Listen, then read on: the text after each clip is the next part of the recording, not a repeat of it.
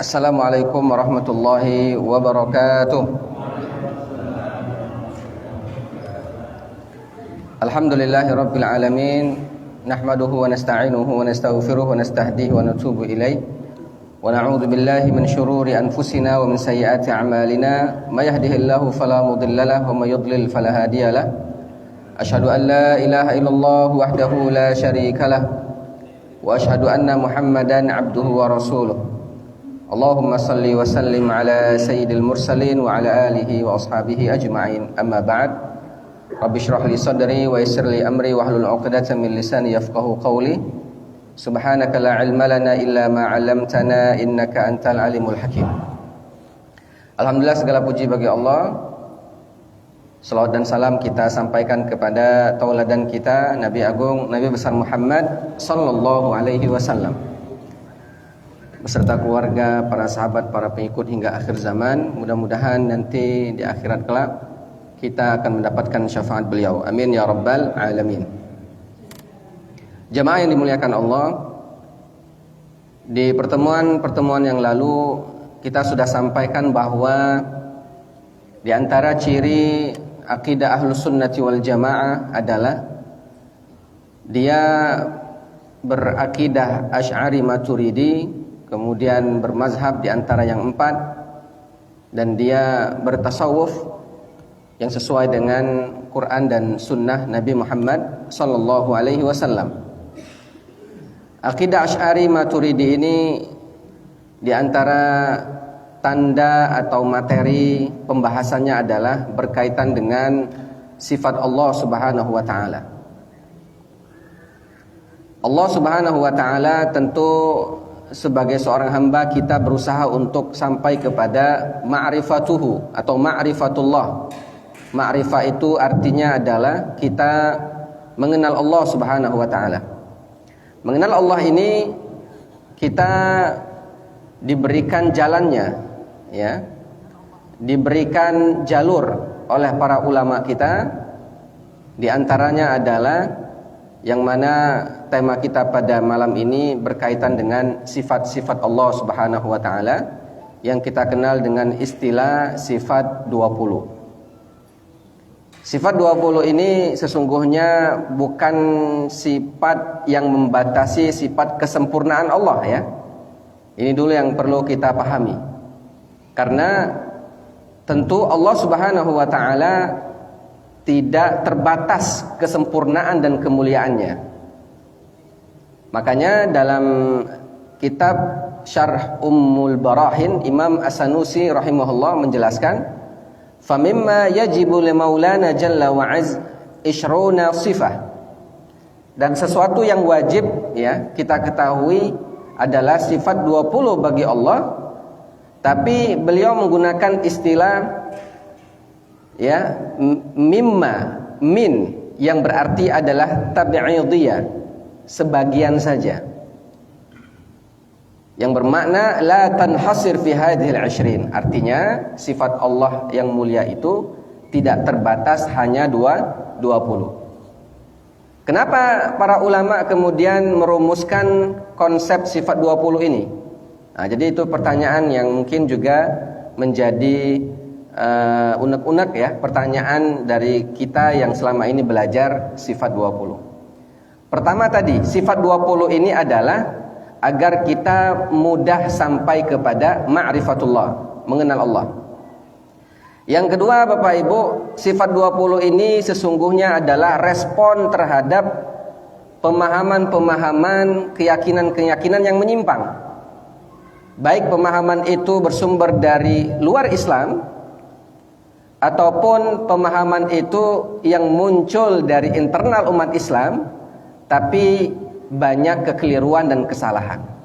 Nanti kita akan jelaskan pada saat masuk pembahasan, ya, dengan di antara sifat 20 nanti. Jadi sifat 20 ini adalah respon terhadap penyimpangan-penyimpangan terkait dengan zat Allah Subhanahu wa taala. Penyimpangan yang terjadi dari luar Islam maupun yang terjadi di dalam internal umat Islam itu sendiri. Yang ketiga, ya, sifat 20 ini sesungguhnya sifat yang akan menjadikan kita mampu memahami Allah sesuai dengan akal pikiran kita. Kenapa? Karena kita manusia ini logika dan pikirannya kan terbatas.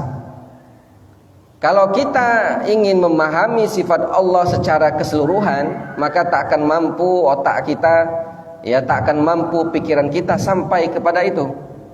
Maka sifat 20 ini menyederhanakan yang sesuai dengan kadar kemampuan akal manusia, sehingga kita akan sampai kepada ma'rifatullah subhanahu wa ta'ala. Ya kan? Yang terakhir, ya, bahwa sifat 20 ini merupakan sifat-sifat yang sering dibicarakan dan diperdebatkan, ya, di kalangan umat Islam sejak tahun 200-an Hijriah, ya, akhir 200-an Hijriah sampai ini hari. Dan alhamdulillah pembahasan itu tentunya menjadi konsumsi Ahlus Sunnah wal Jamaah. Artinya konsumsi mereka mampu untuk menganalisa, memenangkan dan membuat atau mengedepankan hujah-hujah yang benar, sehingga mereka semakin yakin dengan akidah yang kita kenal dengan akidah Ahlus Sunnah wal Jamaah. Baik, Bapak Ibu yang dimuliakan Allah Subhanahu wa taala.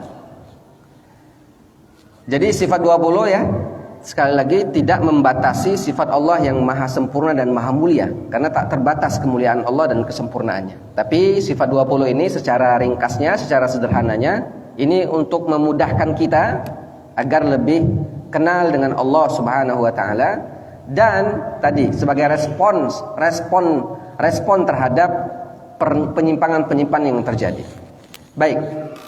Sifat 20 ini, jadi kalau mau dihitung, ya, biar ibu-ibu dan bapak-bapak paham bagaimana cara menghitung sifat 20, ya. Sifat 20 itu adalah sifat Allah Subhanahu wa taala dimulai dari sifat apa? Wujud, ya kan? Qidam, terus baqa, mukhalafatu lil hawadith, qiyamuhu binafsihi, wahdaniyah, qudrah, iradah, ilmun, hayyun, sama', basar, kalam, qadiran, muridan, ya, aliman, hayyan, sami'an, basiran, mutakalliman. Sifat 20 ini merupakan sifat kesempurnaan Allah Subhanahu wa taala. Ada yang membagi sifat 20 ini, kalau dalam kitab yang dibahas di perguruan Islam, yaitu Al-Azhar, ya, bahkan diajari sejak ibtidaiyah, sejak dasar gitu, bahwa sifat Allah itu ada 13 kalau nak mudahnya. Pertama wujud, qidam, baqa, mukhalafatul hawadits, qiyamuhu binafsihi, wahdaniyah, qudrah, iradah, ilmun, hayyun, sama, basar, kalam. 13 kan? Nah, 7-nya lagi itu diikuti oleh qadiran, muridan, aliman, hayyan, sami'an, basiran, mutakalliman. Sifat ini, ya, dibagi menjadi 4 kelompok. Pertama ada namanya sifat zatiyah, sifat yang berkaitan dengan zat Allah Subhanahu wa taala. Itulah sifat yang pertama. Sifat apa namanya? Sifat wujud. Nanti ada lagi sifat namanya sifat salbiyah. Ya, sifat salbiyahnya ada 5. Setelah wujud apa? Qidam, baqa, mukhalafatul hawadits, qiyamuhu binafsihi, wahdaniyah. Ini sifat salbiyah. Apa maksud sifat salbiyah? Sifat salbiyah adalah sifat yang menafikan sifat-sifat negatif bagi Allah Subhanahu wa taala. Contoh, qidam, berarti Allah itu mustahil fana. Ya. Wujud, qidam, kemudian awal, ya. Maksud sebentar. Sifat salbiyah yang pertama apa tadi? Kidam, setelah wujud kan? Kidam. Kidam ini maksudnya adalah sifat Allah yang tidak ada permulaan. Allah sudah ada sejak lama. Berarti salbianya adalah sifat yang tidak mungkin ada pada Allahnya adalah Allah ada permulaannya. Nah, itu salbiah dari sifat kidam. Contoh kedua sifat baqa. Apa arti baqa? Kekal selama-lamanya. Berarti salbiahnya sifat baqa ini adalah sifat fana. Bahasa kitanya adalah apa fana itu? Yang ada akhirnya, yang ada matinya, yang ada habisnya. Jadi sifat yang salbiah ini dia kebalikan dari sifat-sifat yang negatif ya terhadap Allah Subhanahu wa taala. Sifat mukhalafatil lil hawadits. Sifat yang berkaitan dengan Allah itu berbeda dengan makhluknya. Maka lawannya adalah Allah mustahil bersifat dengan sesuatu yang sama dengan makhluknya. Oke? Setelah itu sifat apa lagi? Qiyamuhu binafsihi. Allah bersifat berdiri pada zatnya sendiri. Berarti lawannya adalah Allah mustahil bersifat membutuhkan tempat, ruang dan waktu. Ya kan?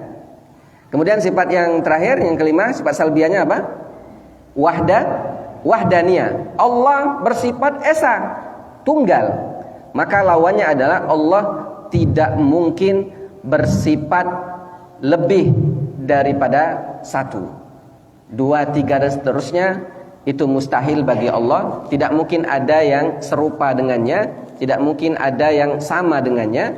Makanya wahdaniyah ini diantaranya dalilnya adalah kalimat la ilaha illallah.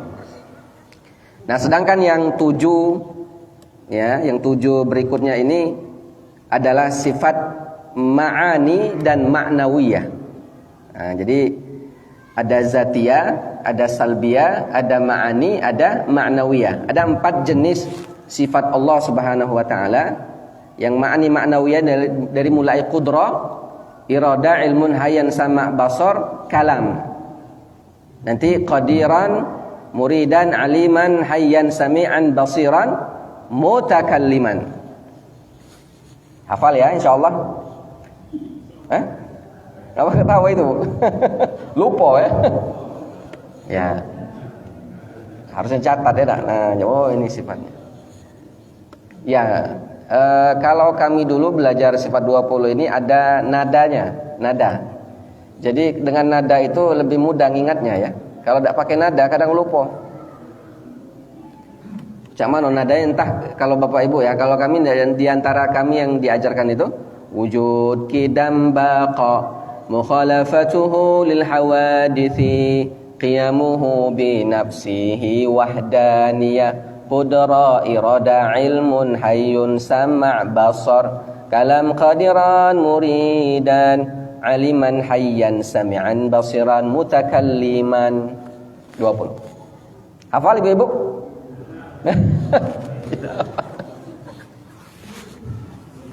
Lupa ya? Atau memang tidak belajar ini?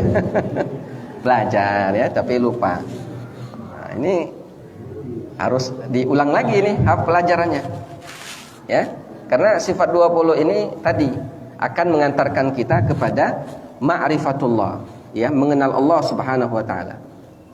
Jadi kan istilah kita tak kenal maka tak sayang tuh ini juga berlaku untuk Allah.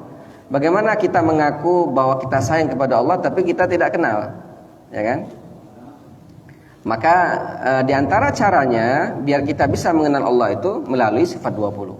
Karena sifat 20 ini akan semakin meyakinkan kita, membuat kita semakin kuat ya mencintai dan beriman kepada Allah Subhanahu wa taala. Nah, gitu ya. Nanti bolehlah nanti dilihat-lihat lagi. Di internet kayaknya banyak ya yang sifat 20, diketik aja di Google, insyaallah muncul sifat 20. Bahkan ada yang nyebutnya sifat 50, akidah 50. Kalau akidah 50 ini nanti masuk sifat-sifat yang berkaitan dengan Nabi dan Rasul, ya. Ada sifat Siddiq, amanah, tabligh, fatonah gitu ya. Ada sifat lawannya 4 lagi. Sifat jaiznya 1, kemudian nanti ada sifat bagi Allah yang jaiz juga 1. Jadi ketika dihitung itu lengkap 50. Tapi biar mudah, jangan berat-berat dulu, pelajari dulu yang sifat 20. Baik. Jadi kalau udah hafal, kita mulai dari awal dulu ya. Lama-lambat. Mudah-mudahan cukup waktu ya. Kalau udah cukup ya semampu kita, sebatas waktu nanti kita akan mengenal ya sifat-sifat 20 ini. Baik, yang pertama sifat 20 itu apa? Yang pertama tadi sifat wujud. Ini jenisnya adalah sifat zatiyah, sifat yang ada pada zat Allah, sifat zatiyah namanya. Satu aja, yaitu wujud. Apa arti wujud? Wujud itu artinya ada. Tentu Bapak Ibu, dalil tentang adanya Allah Subhanahu wa taala tidak bisa diragukan lagi ya, baik dalam Al-Qur'an, dalam hadis maupun secara logika manusia. Ketika logikanya ini bersih, suci dan mengikuti fitrahnya sebagai manusia. Kita lihat misalkan ya, disebutkan dalam kitab ini, wujudullah ta'ala awdah min ayyahtaj ilal bayan. Sebenarnya wujud Allah itu jelas ada, jelas pasti gitu ya, pasti ada dan tidak perlu panjang lebar dibahas sebenarnya. Id yudrikuhu kullu dhi aqlin rasyid. Karena bagi akal yang cerdas, akal yang sehat pasti akan langsung paham dan mengerti serta menerima dengan wujudnya Allah Subhanahu wa taala. Wa fitratin salimatin khaliyatin anil hawa wal inad. Kalau jiwanya ya tidak ada pengingkaran dalam dirinya, fitrahnya memang ada ya sebagai manusia, maka sekali lagi dia tidak akan mengingkari wujudnya Allah Subhanahu wa taala. Wa qad asyara al-Qur'an ila bidahati wujudillahi ta'ala fima yahkihi 'an lisanir Rasul alaihi wassalam min khitabihim li aqwamihim. Kalau dalam Quran di antara isyarat yang menunjukkan bahwa Allah Subhanahu wa taala itu eksis ya, wujudnya ada, disebutkan dalam kalam-kalam yang disebutkan oleh para rasul yang diutus Allah Subhanahu wa taala. Di antaranya adalah misalkan dalam Quran surat Ibrahim ayat 10.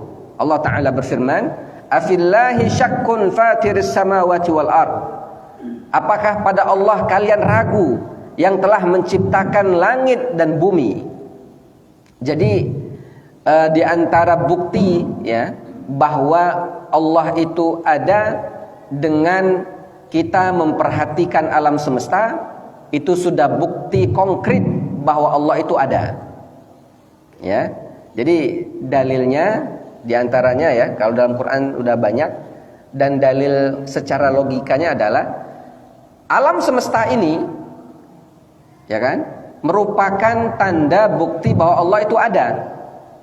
Karena ini kalau nak membuktikan Allah melalui observasi, melalui indrawi kita, melalui teori-teori ilmiah misalkan, secara empiris, maka tidak akan sampai kepada hasil yaitu Allah itu ada. Maka di sini ya, untuk menemukan bahwa Allah itu ada, di antaranya adalah dengan melihat apa yang ada di sekitar kita, yang diantaranya penciptaan langit dan bumi. Makanya di sini disebutkan adillatun wujudillahi ta'ala. Yang pertama adalah dalilul khalqi, dalil dengan melihat makhluk yang Allah ciptakan. Wujudul makhluk fi haddin zatihi yadullu ala wujudil khaliq khalaqahu. Bahwa adanya makhluk ini bukti bahwa pasti adanya khaliq. Kalau disebut makhluk itu maknanya Pak, yang diciptakan. Kalau khaliq berarti yang menciptakan. Sebagaimana firman Allah dalam Al-Quran, Allahu khaliqu kulli syai'. Allah yang menciptakan segala sesuatu. Maka pemahaman kita harus lurus ya, harus jelas. Allah adalah Khalik. Maka selain Allah disebut dengan makhluk. Ada tak sesuatu yang tidak disebut dengan makhluk? Enggak ada. Karena kan pencipta itu satu-satunya hanyalah Allah, dan yang diciptakan itu disebut dengan makhluk. Dan ini Bapak Ibu menjadi respon jawaban terhadap mereka yang tidak bertuhan dan tidak mengakui adanya Tuhan. Nah, makanya kami sebut tadi sifat 20 ini diantaranya adalah kenapa para ulama membahas dan memberikan tema tentang sifat 20 ini adalah respon terhadap pemahaman orang yang sesat terhadap ketuhanan, dan sifat wujud ini respon terhadap mereka yang tidak percaya dengan adanya Tuhan. Ada eksperimen, sebenarnya selain eksperimen yang dilakukan ya di luar negeri baru-baru ini, dulu di zaman Abu Hanifah rahimahullah yang menjadi imam mazhab Hanafi ya, Imam Abu Hanifah, ini pernah juga kisah yang menyebutkan bahwa pernah di zaman beliau itu ada seorang ateis yang dia secara logikanya luar biasa pinter gitu ya.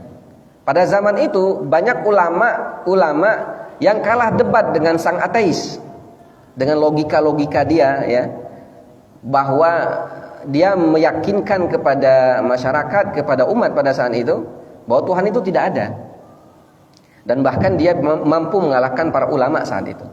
Hingga akhirnya karena para ulama banyak yang KO istilahnya ya, kemudian datanglah ulama-ulama ini kepada Imam Abu Hanifah rahimahullah. Imam Abu Hanifah ini luar biasa, ulama hebat gitu ya. Makanya ketika ulama ini tidak mampu, datanglah mereka kepada Imam Abu Hanifah. Disebutkan bahwa ini kami ketemu dengan seorang ateis dan kami kalah debat. Tolonglah agar umat ini terjaga ya dari pandangan, dari pemahaman yang keliru ini. Bantu kami untuk mendebat sang ateis. Imam Abu Hanifah kemudian setuju. Baik, kalau begitu saya siap berdebat dengan laki-laki itu ya, dengan ateis itu, tapi sampaikan begini. Kita akan berdebat di satu waktu ya, di tempat yang sudah ditentukan. Jadi waktunya ditentukan, harinya ditentukan, tempatnya juga sudah ditentukan. Sepakat? Sepakat. Udah disampaikan ke ateis, dan ateis ini ya dipesankan oleh Imam Abu Hanifah pada waktu itu dimaksimalkan yang hadir ini harus banyak. Di arena debat itu harus banyak yang hadir. Maka disanggupi dan tibalah hari H. Pas tiba hari H Bapak Ibu, di waktu dan tempat yang sudah ditentukan, sang ateis sudah datang duluan. Ya, dia datang dengan petantang-petenteng ya kan. Karena dia selama ini menang terus kalau debat. Dia tidak akan takut dengan siapapun, termasuk kepada Imam Abu Hanifah. Ditunggu pas waktu yang sudah ditentukan, ternyata tidak kelihatan sang imam. Belum datang.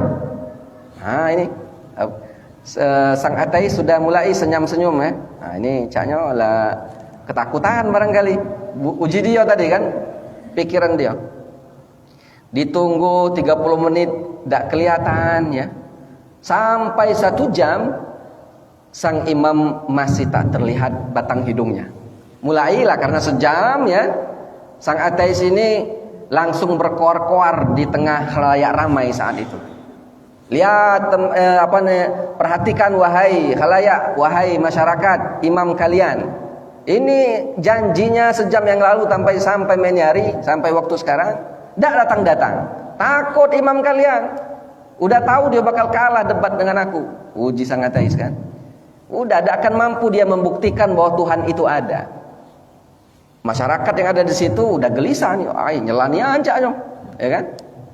Hingga akhirnya tidak lama setelah sang ateis itu berkoar-koar, datanglah sang imam. Abu Hanifah rahimahullah. Dengan terengah-engah sang imam kemudian mendekat, ya, ngomong di depan ateis dan masyarakat pada saat itu. Dia ngomong, mohon maaf, saya terlambat datang. Kenapa kau terlambat datang? Uji sang ateis nanya. Tadi saya saat mau nyebrang sungai, saya mencari perahu, tapi ternyata perahunya nggak ada. Maka karena perahunya tidak ada, saya menunggu sebentar di bawah pohon. Ketika saya nunggu di bawah pohon, tiba-tiba ada angin yang sangat kencang. Dan angin itu disertai dengan petir, dengan gemuruh yang kuat. Sehingga petir itu menyambar beberapa pohon yang ada di dekatku, yang menjadikan pohon itu terbelah-belah. Dan pada saat itu tiba-tiba pohon-pohon yang jatuh tadi merapat dan membentuk perahu. Tiba-tiba setelah itu ada kapak yang berjalan sendiri, kemudian memotong-motong kayu itu, menjadikan perahu itu semakin sempurna. Dibuatlah kemudian tiba-tiba ada sampan. Karena itu yang terjadi, saya naiklah ke atas perahu itu, dan pada saat di atas perahu, sampan itu mengayuh dengan sendirinya mengantarkan saya ke tempat ini. Mendengar cerita Imam Abu Hanifah, sang ateis tertawa terbahak-bahak. Gila kamu ini, uji ateis itu. Sambil dia ngomong ke layak ramai, ini imam kalian lagi loh. Kenapa? Masa perahu bisa ada sendiri? Tidak mungkin. Pasti ada yang membuatnya. Maka seketika itu Imam Abu Hanifah menjawab, kalau perahu itu saja yang sesederhana itu kau meyakini tidak mungkin bisa ada sendiri, pasti ada yang buat. Apalagi dengan alam semesta yang begitu rumit dan begitu hebatnya ini, tidak mungkin tidak ada yang menciptakan. Terdiam sang ateis, maka masyarakat pun mengangguk-ngangguk dan semakin yakin bahwa Allah itu wujud, Allah itu ada. Selesai debat, ya kan? Sang ateis akhirnya kalah debat. Itu ya. Itu kisah itu sangat masyhur ya, terkenal, karena itu menunjukkan akan kebenaran wujudnya Allah Subhanahu wa taala. Dan baru-baru ini juga sama. Jadi experience sederhana, experience sosial sederhana ya, kepada orang-orang barat yang memang banyak ateis, Pak. Mereka kan menuhankan logika. Ketika diberikan ditanya oleh salah satu yang membawa kamera sama mikrofon, dia merekam itu, ditanya, kau percaya dengan Tuhan tidak? Beberapa orang ditanya. Mereka menjawab, kami tidak percaya adanya Tuhan. Mustahil adanya Tuhan. Tidak ada bukti empiris, tidak ada bukti nyata bahwa Tuhan itu ada. Apakah kau percaya bahwa alam semesta ini Allah yang ada, Tuhan yang menciptakan? Tidak percaya. Kata dia, alam semesta ini terjadinya itu tiba-tiba, kebetulan, ya, adanya alam semesta. Maka setelah pertanyaan itu muncul, pertanyaan berikutnya ya diajukan oleh yang memberikan eksperimen ini. Eksperimen ya, bukan eksperimen. Dia kemudian ngambil buku warna-warni, di situ ada tulisan, ada gambar, ada lukisan dan lain sebagainya. Dia ngomong, nah coba lihat buku ini. Bagaimana kalau saya sampaikan bahwa buku ini tiba-tiba muncul dengan sendirinya, kemudian ada cat-cat yang kemudian masuk ke lembarannya, berbentuklah dia seperti foto, berbuat seperti lukisan, ada huruf-huruf yang kemudian datang sendiri, dia omongin itu. Percayakah kau dengan keadaan seperti itu?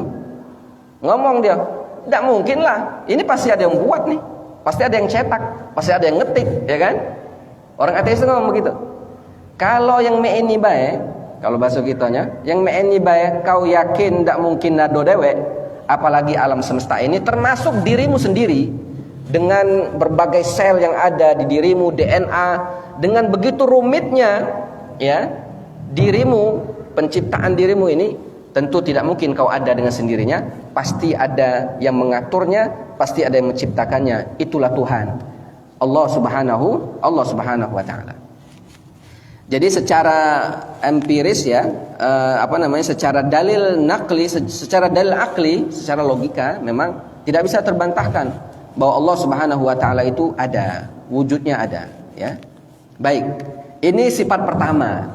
Jadi sifat pertama ini menjadi jawaban bahwa Allah itu ada, ya. Karena banyak yang beranggapan bahwa Tuhan itu hanya halusinasi, hanya sampai kepada hayalan, ya. Tapi dalam Islam harus tegas, Allah itu eksisnya itu jelas, clear, kita sebut dengan Allah itu wujud, ya. Itu.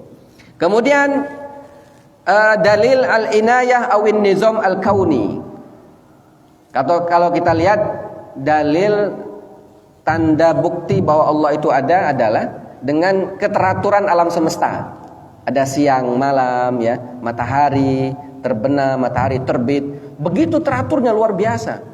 Bayangkan saja seandainya jarak antara matahari dengan bumi, ya, sedikit saja ada perubahan, itu bakal rusak, bakal hancur berantakan.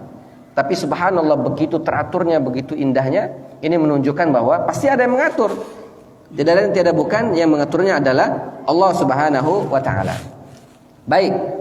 Nah, itu dulu ya. Panjang lagi ceritanya. Baru sifat wujud ini. Lana habis waktu kita. Isya jam berapa?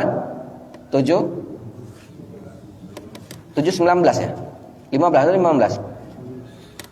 Baik, nanti ingatkan ya.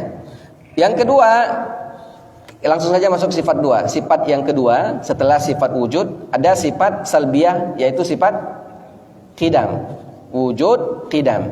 Apa makna qidam? Qidam ini artinya adalah Allah Subhanahu wa taala itu tidak ada permulaannya. Allah sudah ada sejak lama. Sedangkan makhluk itu pasti ada permulaannya. Ya kan? Tetangga kita, walau kita tidak tahu tanggal lahirnya, tapi kita pasti yakin dia ada tanggal lahir. Ya kan? Sama seperti kita, ya. Sebelum misalnya saya lahir tanggal 14 Juli 1987. Berarti sebelum tanggal 14 Juli, ya, tahun 14 Juli 1986, ada enggak saya? Enggak ada. Berarti munculnya saya itu adalah di tahun 1987. Tahun 86 saya belum ada. Maka saya ini ada permulaannya di tahun saya lahir. Berarti saya adalah ciri-ciri dari makhluk, bukan Tuhan. Ada sebagian keyakinan yang beranggapan Tuhan itu ada tanggal lahirnya. Sebagaimana ya kaum Nasrani yang beranggapan Tuhannya lahir misalkan di bulan Januari misalkan ya. Nah, muncullah kemudian tahun lahirnya dan lain sebagainya. Bagi kita Tuhan itu tidak mungkin ada permulaan, tidak mungkin ada tanggal lahir. Makanya sifat kedua ini menjawab, kapan adanya Allah itu? Adanya Allah itu qidam, dia tidak ada permulaan sama sekali. Ya. Dalam Al-Qur'an Allah berfirman, huwal awwal wal akhir. Dialah yang maha awal, dialah yang maha akhir. Artinya Allah tidak ada permulaan dan tidak ada batasnya. Baik. Karena itu Bapak Ibu, wujudnya Allah itu sudah ada sejak lama. Karena andaikan Allah itu ada permulaannya, berarti sebelum munculnya Allah, dia bersifat tidak ada. Benar? Contoh nih, Aqua ini ya, dia diproduksi misalkan di tanggal sekian, misalkan ini ada nih, misalkan tanggal 6 Juli. Berarti sebelum tanggal 6 Juli ini Aqua ini belum ada yang ininya ya, belum ada. Karena dia ada permulaan. Ya. Karena itu Bapak Ibu, jika Allah tidak bersifat qidam, tidak bersifat yang maha tidak ada permulaan, maka pasti bahwa Allah itu tidak ada.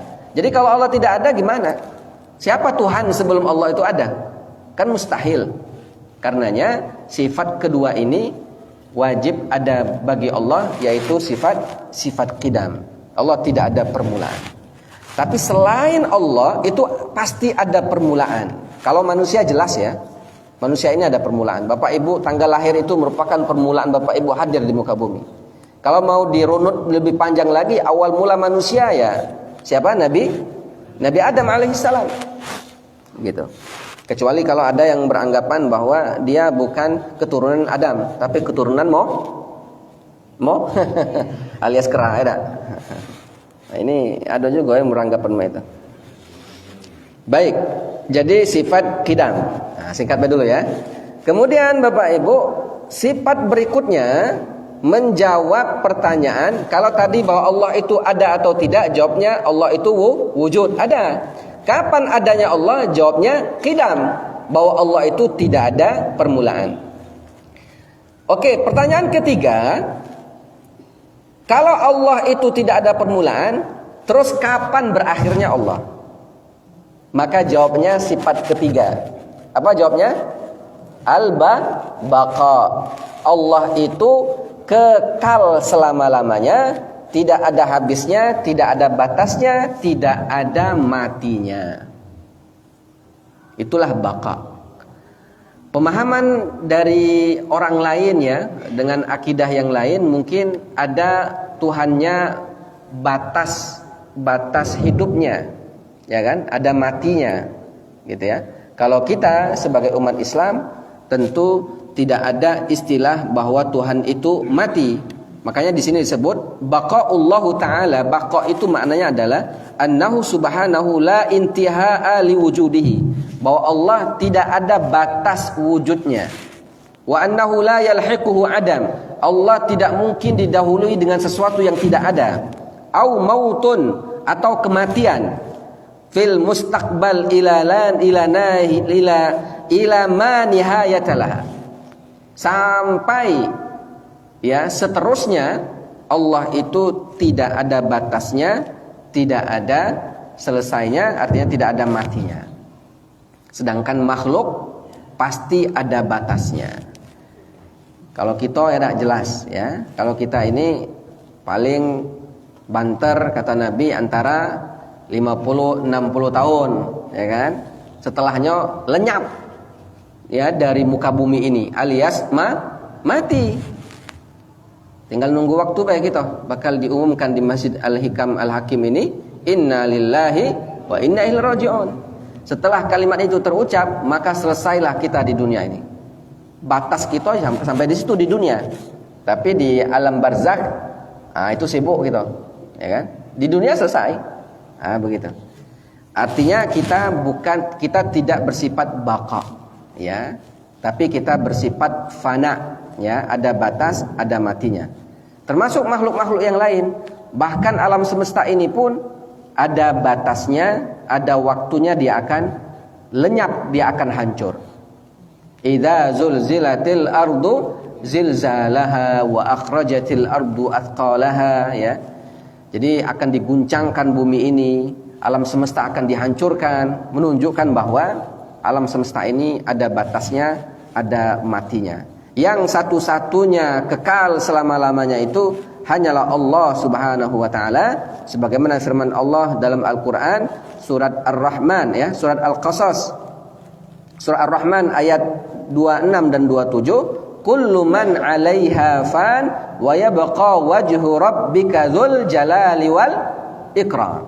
Setiap yang ada di alam semesta ini pasti mati, pasti akan hancur, pasti akan selesai.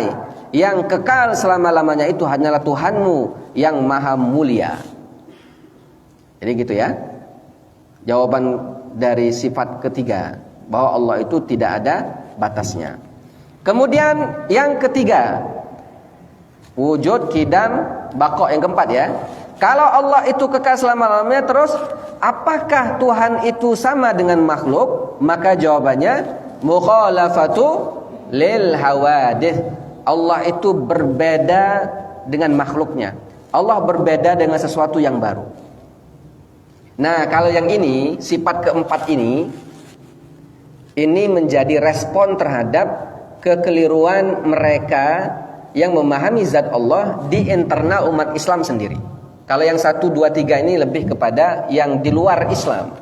Tapi kalau yang 4 ini lebih kepada internal umat Islam. Yang di luar ada juga, tapi yang paling banter, yang paling kuat itu ya pemahaman keliru terkait dengan Allah, yang menyamakan Allah dengan makhluknya.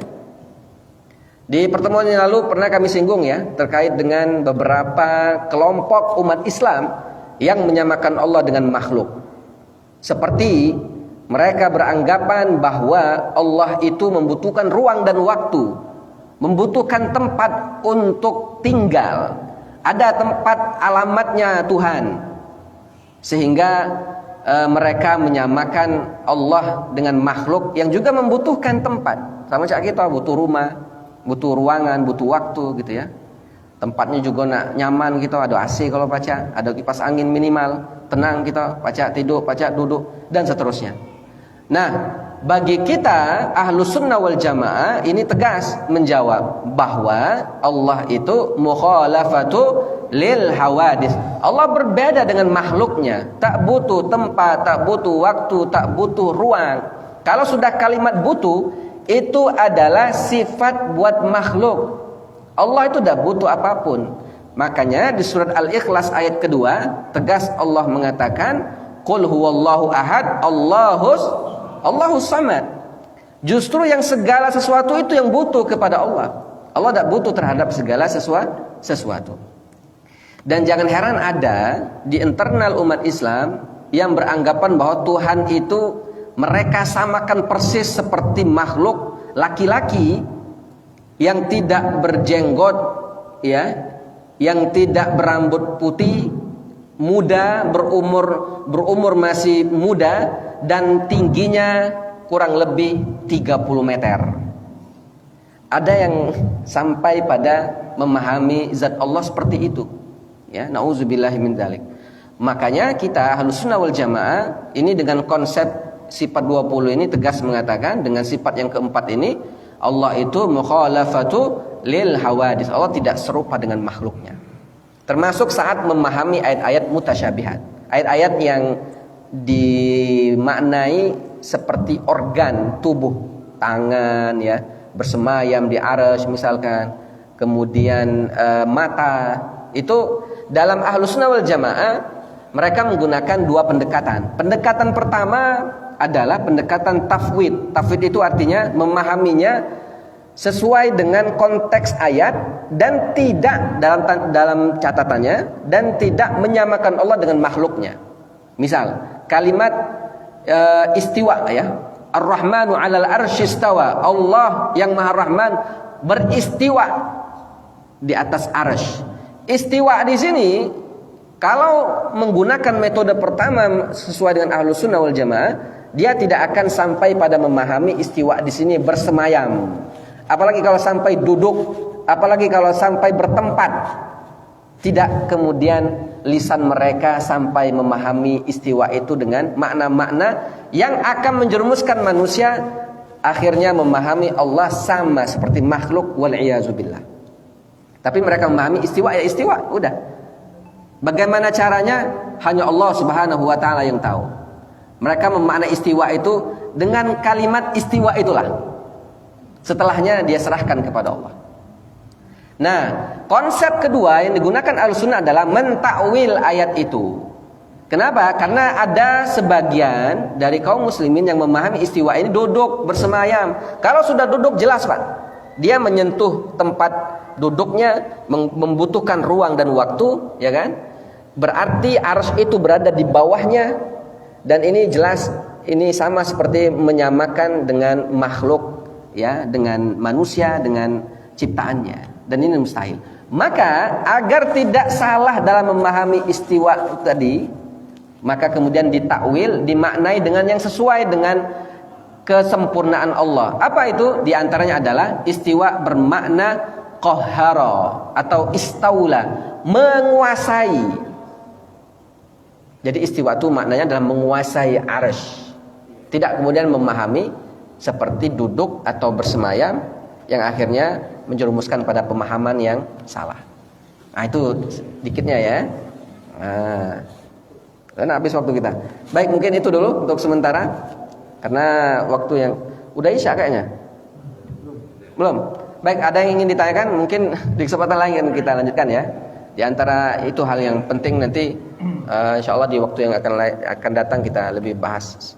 Kita lanjutkan. Wallahu a'lam bishawab. Baik, ada yang ingin ditanyakan satu dulu atau dua? Ada itu ayat kursi itu Ustaz. Ayat kursi itu kan kursi Allah itu sebuah langit dan bumi. Nah itu bayangannya kalau secara kita manusia ini kan seolah langsung menjadi kursi. Iya. Kalau menjadi kursi kan seperti manusia juga jadi yang bisa duduk. Iya. Pokoknya dengan keselarasannya dengan istiwa itu kan. Iya. Maka di sini tadi para ulama kita membahas sifat-sifat yang terkait dengan organ, terkait dengan Allah itu sama dengan makhluknya, akan dimaknai, akan ditakwil dengan makna yang lebih sempurna, yang menyesuaikan dengan kesempurnaan Allah Subhanahu wa taala. Seperti kursi, tidak mungkin kita kemudian memahami kursi itu sebagaimana kursi makhluk, ya kan? Luasnya seluas langit dan bumi. Berarti Allah luas sekali, besar sekali, ya kan, tubuhnya melebihi dan lain sebagainya. Akhirnya muncul pemahaman itu. Maka memahami kursi di situ tidak seperti kita memahami kursi yang ada di dunia. Maksud kursi di situ adalah kekuasaan Allah Subhanahu wa taala. Kemuliaannya luas, ya.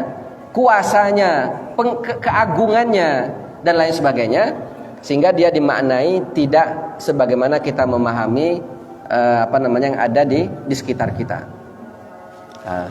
Di situ nanti akan ada penjelasan tentang sifat-sifat Allah di ayat-ayat mutasyabihat. Rumusnya Pak, rumusnya ada di sifat yang keempat ini, bahwa Allah itu mukhalafatu lil hawaditsi, dan yang kelima qiyamuhu binafsihi. Allah itu berdiri sendiri, tidak membutuhkan tempat untuk berdiam, tidak membutuhkan tempat untuk menjadi alamatnya. Qiyamuhu binafsihi. Nah, gitu ya. Wallahu a'lam bishawab. Udah waktunya Isya ya. Sepertinya banyak yang ingin nanya ini. Nanti ada kesempatan lain akan kita lanjutkan. Baik, mungkin itu yang bisa kami sampaikan. Mudah-mudahan menjadi muqaddimah berkaitan dengan sifat 20. Insyaallah nanti ada kesempatan lain kita akan lanjutkan. Wallahu a'lam bishawab. Kita tutup dengan hamdalah dan doa kafaratul majlis. Alhamdulillahirabbil alamin. Subhanakallahumma wa bihamdika asyhadu an la ilaha illa anta astaghfiruka wa atubu ilaik. Hadanallahu wa iyyakum ajmain. Wassalamualaikum warahmatullahi wabarakatuh.